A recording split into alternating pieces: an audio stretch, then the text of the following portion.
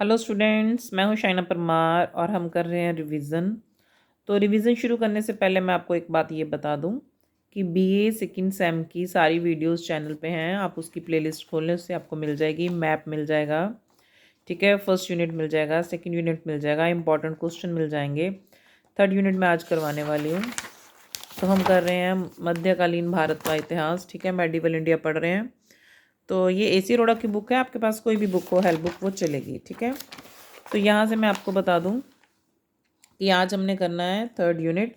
इसमें तीनों ही चैप्टर बहुत इंपॉर्टेंट है। आप मनसबदारी जागीरदारी भी कर सकते हैं, आप मुगल साम्राज्य का केंद्रीय, प्रांतीय और भूमिकर प्रबंध भी पढ़ सकते हैं, और आप डिक्लाइन ऑफ मुगल एम्पायर भी पढ़ सकते हैं। हो सकता है कुछ बुक्स में इन क्वेश्चंस को प्रॉपरली ना बना के दिया गया हो, पर मेरे हिसाब से जो मॉडर्न पब्लिशर की बुक है उसमें काफ़ी अच्छे से क्वेश्चन दिया हुआ है। ये सारे अच्छे से क्वेश्चन दिए हुए हैं। एसी अरोड़ा में शायद ये प्रॉपरली बच्चों के हिसाब से नहीं बने हुए हैं, लेकिन बहुत डिटेल में दे रखे हैं। तो लास्ट मिनट सेवियर वीडियोस में तो हम यही कहते हैं कि शॉर्ट में दिया हो और हम पढ़ लें, एमबीडी के पीछे मत भागना, बुक को खरीदो, बुक में से पढ़ो, ठीक है। तो जो हमारा केंद्रीय, प्रांतीय और लैंड रेवेन्यू सिस्टम है, ठीक है, भूमिकर प्रबंध है, तो हो सकता है वो दो हिस्सों में दिया हो, एक अकबर के अधीन, एक जहांगीर और शाहजहां के अधीन, क्योंकि बाबर और हुमायूं को तो मौका ही नहीं मिला ना काम करने का। तो हालांकि कुछ किया भी होगा, लेकिन फिर भी भाग दौड़ में ही लगे रहे बेचारे। तो शेरशाह सूरी ज़्यादा अच्छे से कर गया, लेकिन फिर भी कुछ थोड़ा बहुत किया है। अकबर ही ज़्यादा इम्पोर्टेंट माना गया है, ठीक है। तो पहले अकबर के चैप्टर को पढ़ लेना, उसमें से मेन मेन पॉइंट्स उठा लेना कि उसने कैसे अपने साम्राज्य को चलाया, ठीक है। फिर उसने कितने मंत्री रखे, उसकी लड़ाइयों के बारे में लिखने की कोई ज़रूरत नहीं है, उसके न्याय प्रबंध के बारे में लिख देना, उसकी धार्मिक नीति के बारे में लिख देना, ठीक है। धार्मिक नीति को बहुत लंबा चौड़ा नहीं करना है।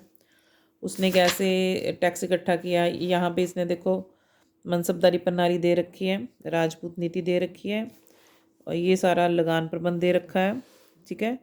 ये अकबर के समय के बारे में डिटेल में दे रखा है। ये उसने एडमिनिस्ट्रेशन कैसा स्थापित किया, उसने जो लगान प्रणाली, ये लैंड रेवेन्यू में दे देना सारा, मनसबदारी जागीरदारी, ठीक है। इसके पॉइंट्स बना के अलग से तैयार कर लेना। धार्मिक सहनशीलता की नीति उसकी लिख देना। जो उसने सामाजिक सुधार किए हैं ये भी उसके एडमिनिस्ट्रेशन में आएगा।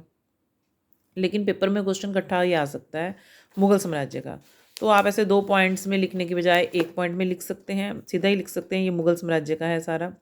अगर आपने 2 हिस्सों में लिखना, अकबर एंड उसके उत्तराधिकारियों के में, तो 2-2 हिस्सों में भी लिख सकते हैं। फिर भी मैं आपको सजेस्ट करूँगी कि एसी अरोड़ा की बुक को छोड़ के किसी और बुक में देखें, पूरा क्वेश्चन बना हुआ होगा। तो अगर मेरे पास हुआ तो मैं भी उसका पीडीएफ बना के आपको भेज सकती हूँ, आप मेरे को मेल कर सकते हो। मैं बुक भी ढूंढ लूँगी जल्द ही। तो जिन बच्चों के पास ये क्वेश्चन प्रॉपरली नहीं होगा तो वो मुझे मेल करें, मैं उनको पीडीएफ भेज दूँगी। Shaina Parmar two, sorry, two के ऊपर गोला नहीं लगाना था, @ पे लगाना था, @ ये काट देना, ठीक है, gmail.com पे।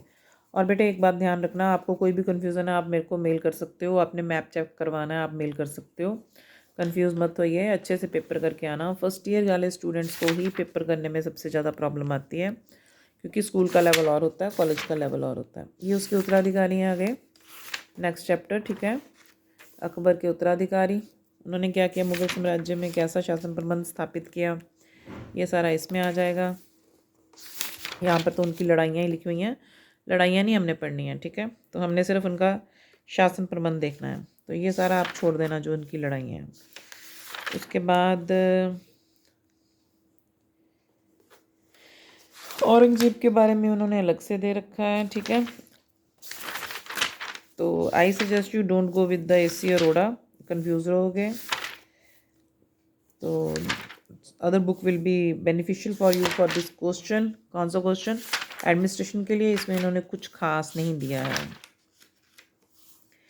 ठीक है। इसके बाद आ गया मनसबदारी एंड जागीरदारी का क्वेश्चन, तो वो भी इस बुक में आपको नहीं मिलेगा, वो मिलेगा दूसरी बुक में, उसके लिए भी आप कांटेक्ट कर सकते हो। तीसरा क्वेश्चन बनता है हमारा मुगल साम्राज्य का पतन, तो ये बहुत इंपॉर्टेंट क्वेश्चन है। ये 2 हिस्सों में दिया हुआ है, वो कारण जिसके लिए औरंगजेब जिम्मेवार था और वो कारण जिसके लिए औरंगजेब जिम्मेवार नहीं था, ठीक है। तो पहले तो इन्होंने दे रखा है कि औरंगजेब के बाद राजा कौन कौन थे, ये तो लिखने की ज़रूरत ही नहीं है, ठीक है। फिर उसके बाद आता है कि उनके कारण क्या थे मुगल साम्राज्य के। तो यहाँ पे मुग़ल साम्राज्य के कारण दे रखे हैं। सबसे पहला कारण था तानाशाही राज, ठीक है। और उसके बाद देखो ये पॉइंट दिए हैं, उत्तराधिकारी संबंधी झगड़े हो गए, ये वो सारे पॉइंट्स। बहुत ईजीएस्ट क्वेश्चन है, ठीक है। और उसके बाद देखो उन्होंने औरंगजेब दिया है कि औरंगजेब की वजह से भी मुग़ल साम्राज्य का खात्मा हुआ। तो कुछ 5-6 पॉइंट ये लिख देना। फिर उन्हें दिया है कि जब वो मर गया उसके बाद ऐसे क्या कारण बने 1707 के बाद, वो सारे कारण दे रखे हैं। तो कारण ही कारण दे रखे हैं। मैं आपको सजेस्ट करूँगी टोटल 10 पॉइंट आप इसमें से लेना, इंट्रोडक्शन लिखना, कोटेशन लिखना, 10 पॉइंट लिखना और कंक्लूड कर देना। सारे ही पॉइंट्स को रट्टा मारने की ज़रूरत नहीं है। इंपॉर्टेंट पॉइंट्स जैसे मैं बताती हूँ आपको, इसमें से आप क्या क्या कर सकते हो।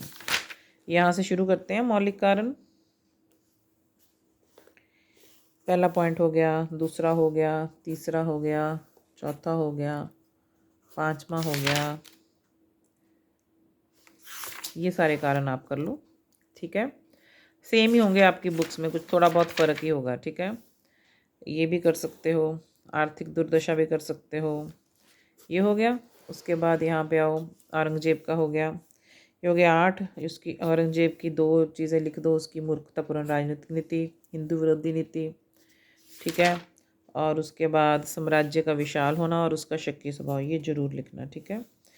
जागीरदारी प्रणाली, ये 2 सारे इन कंक्लूजन में लिख देना। इस 1707 के बाद अगर दिया हो, वैसे तो औरंगजेब और सिर्फ मुग़ल साम्राज्य का दिया होगा, और ये दिया होगा तो उसके उत्तराधिकारियों का थोड़ा सा लिख देना, ज़्यादा लिखने की ज़रूरत नहीं है।